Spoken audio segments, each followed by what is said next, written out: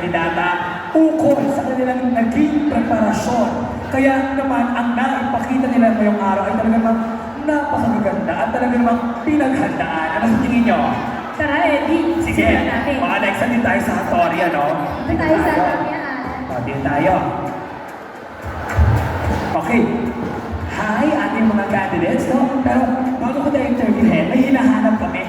Nasaan kaya si Ma'am Fatima? Maybe Paige? What's your name? Charlene Sarceno. Charlene Sarceno. Ano pong inyong section? I'm from grade 9, our mother and perpetual head. Yan. Nasaan kaya mga perpetual dyan? Ayun, kita ko. Ayan, ikaw naman. What's your name? Julius.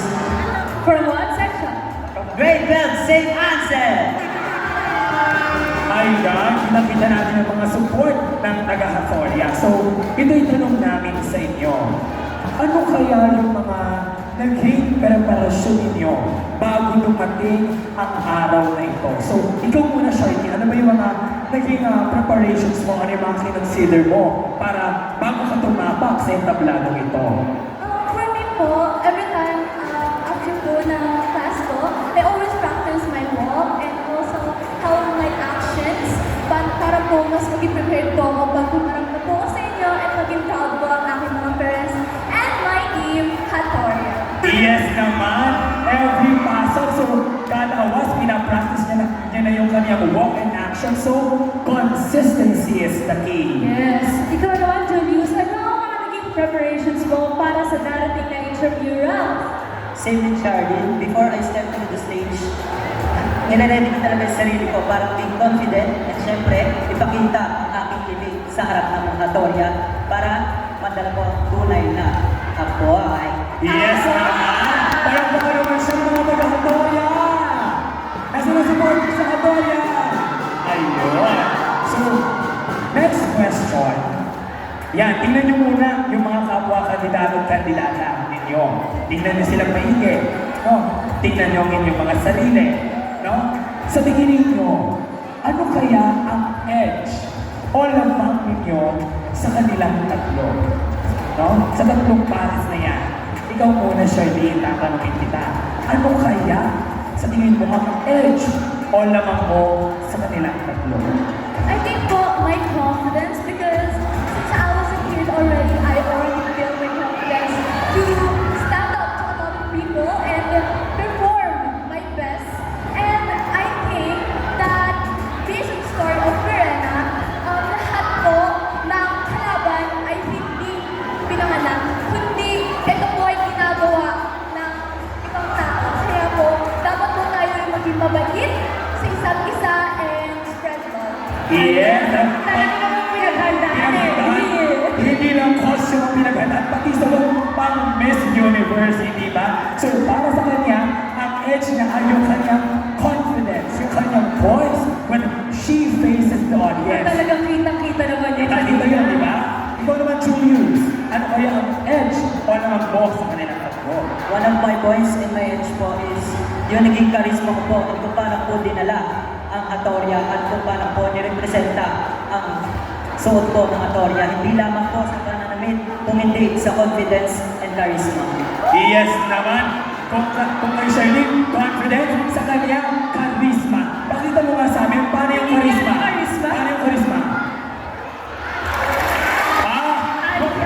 Charisma nga. Sobrang taas ng charisma. For sure. Kaya naman, tanungin naman natin yung nasa kabilang dako. Sa Andamia, paano kaya sila siya nag-prepare? Ali, Allen? Ngayon na kaya po muna natin muli magpakilala ang mga candidates mula sa Atam. Harold Emmanuel M. Jordan, from grade 1, St. Teresa of Lisieux. Jasmine Jackie Leonegaspi from grade 12 St. Teresa of Lisieux. Nasa na ang mga taga-suporta ng Adamya! Talagang kitang-kita naman talaga kung paano sumuporta sa inyo ang mga Adamians. So, same question. First question, anong klaseng preparations ang mga ginawa ninyo? Siguro hindi na kailangan ng preparation. Kasama ko na yung Adam.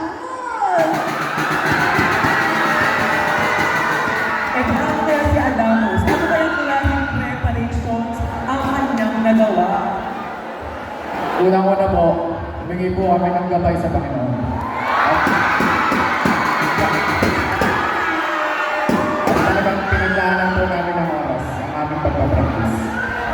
Ayan, talaga namang prize center ng mga taga-Adlanya. Dahil sabi nga na hindi na kailangan ng preparations, so tingnan mo ang mga kalaban mo.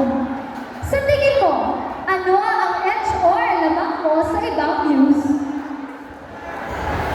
Ano ang edge or lamang mo sa ibang views na kalaban mo? Siguro ang laman namin, confident sila, pero mas confident kami.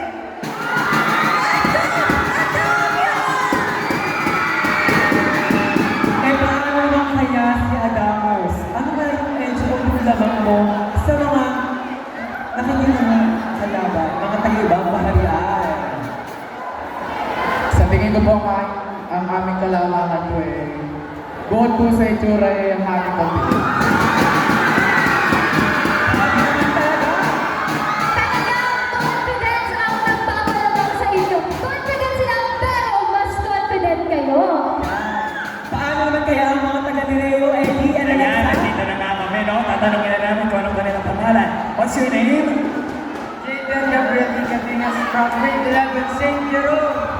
Asan mga taga St. Jerome? Yun. Yan, what's your name? Shakira Ring Cabral from grade 11, St. Jerome! Ayan, ang daming supporters ng mga taga-Adireo. So, matanong ko na lang din. Alam niyo naman, ang dami nating pinagdaanan bago tayo tumungtong sa entabladong ito. Ano kaya yung inyong mga naging preparasyon para naman ma-pull off ninyo ang isang napakagandang look mula sa mga diwata ng Direo? Ikaw muna. Humingi po ako ng tulong kay Bathala ay Bathala. Sa Panginoon kasi kung hindi po dahil sa kanya, hindi po kami. Saka po sa mga magulang na mga Siyempre, Christ-centered din ang mga taga-Direo, no? Napakataas ng faith. Tama lang yun, siyempre. Yun ang core values ng ating paaralan. Unang-una sa festive, faith, integrity, service, humility, and the passion for growth and learning. Ikaw naman, Shakira, ano ang mga naging preparations mo para dito sa darating na Asia? Share ko lang po. Ito pong suot na costume namin, kami po mismo yung gumawa nito. And with the help of our parents po, thank you so much po sa mga parents namin na tumulong sa paggawa ng costume. Mas confident po kami na niraam pa po yung mga suot namin. Habang gumagawa po yung mga parents namin, na tinutulungan kami, nagpa-practice din po kami ng mga signature move ng mga role na naka-asing. Ayan, Eddie, hindi lang elegance ang pambato nila. Creativity rin ang mga kasuotan. Yes. Alam mo ba, Alexa, hindi ko in-expect na ito ay self-made or DIY dahil sa ganda ng kanilang costume. Palakpakan naman natin ang mga diwata ng taga-Direo. Napaka-creative and resourceful. Hindi ba, Alexa? Tama ka dyan, Eddie. At ngayon, tatanungin naman natin ulit sila kung ano nga ba yung lamang nila or edge sa ibang mga nasyon. So ikaw, Shakira, ano sa tingin mo ang edge o lamang mo sa ibang mga nasyon? Else po ay yung way ko ng pagdadala ko ng kay Sangre Aluhan. Ayan, artistry, may originality ang pagdadala ni Shakira. Yes, inspired kay Sangre Almiha. Ikaw naman, Jaden, ano? Jaden, ano yung edge mo no, kumpara doon sa iyong mga kapwa kandidato? Kung mas malaki po sila, mas malaki ako. Ano po? Ulit po? Kung mas malaki po sila, mas malaki ako. Ayan, kung mas malaki ang iba, mas malaki si Jaden. Napakmalaki! Taas ng loob, lakas ng loob, tibay, tapak, kitang-kita kay Jaden, no? Palakpakan naman natin sila, no? Napakalaki ng kanilang tiwala sa sarili at ng confidence din, ano? Thank you! Ngayon naman, kumakaroon tayo sa kaharian ng Sabino, Alan, Aliyah. Mga taga-Santino, ipakita nyo ang inyong suporta kay Danaya!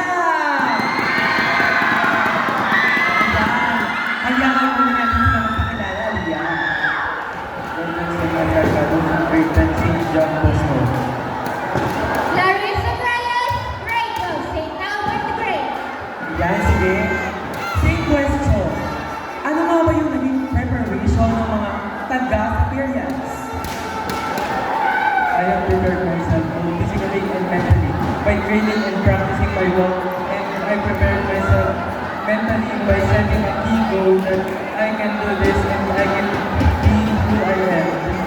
Grabe naman yun! Talagang hindi lang costume ang pinaghandaan, pati ang Q&A portion. Ginoong pamasino ang sabitan. Sabi ba? Ang ginawa mo kasi noon, ikaw naman, Chelsea. Ano yung mga naging preparations mo? Siyempre po yung mga practice at i-make sure din po na ma-present ko po ng maayos na ang aming hindawin dyan sa pier. Ayan, talaga namang kitang-kitang handang-handa sila para lumaban sa mga taga-Sapiro. Ano? Okay, for the second question. Tingnan niyo ulit yung inyong mga kalaban. Ano sa tingin niyo yung edge niyo or lamang niyo sa kanila? I think my edge is determination. Because if you don't have determination, you won't have the confidence to do what you can do. Iba tayo sa mga taga-Sapiro. Eh paano mo kaya si Tanaya? Siyempre confidence at ganda. Siyempre ako naman eh. Ayan, talaga naman confidence lagi ang pinapakita ng mga taga-Encantadia. Talaga naman ang mga palaban, ang muse at escort ng Sapiro. Kaya naman, mga Sapirians, mag-ingat! Teka naman, kamang-mahama ka. Ang ganda naman, mag-ingay, pambirit ka dun ha. Ang ganda. Isa pa nga, sa Piers mag-ingay, yung bilet. 1, 2, 3, go. Sapirians, mag-ingat! Grabe. Iba talaga. Oh. Hindi naman papayag na sa periods lang. Lirea! Mag-ingat! Ayun na. Pataas ang tato ng boses. Pataas ang tato ng boses. Sige, mas mataas para sa Atoria. Siyempre, hindi magpapatalo, mga taga-Victoria! Taas. Grabe.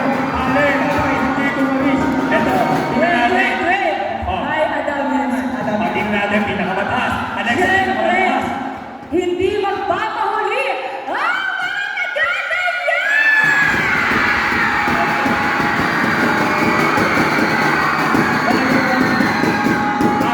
Maraming salamat. Ali Alexa, uuwi na kami. Uuwi na kami. Salamat ha, salamat. Grabe. Ayan, kami ang takeover.